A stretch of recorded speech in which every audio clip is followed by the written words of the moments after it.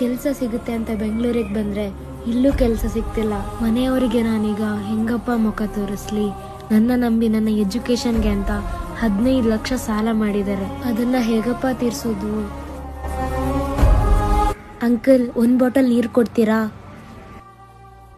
Uncle, ಏನಾದ್ರೂ ಒಂದು ಕೆಲಸ ಇದ್ರೆ ಕೊಡ್ತೀರಾ? ಏನ್ ಕೊಟ್ರು ಮಾಡ್ತೀನಿ. ನನಗೆ ಕೆಲ್ಸ ಇಲ್ಲ, ಇಲ್ಲಿ ಕೆಲ್ಸ ಕೇಳ್ಕೊಂಡ್ ಬಂದ್ಬಿಟ್ಲು. ಹೋಗಮ್ಮ ಆ ಕಡೆ.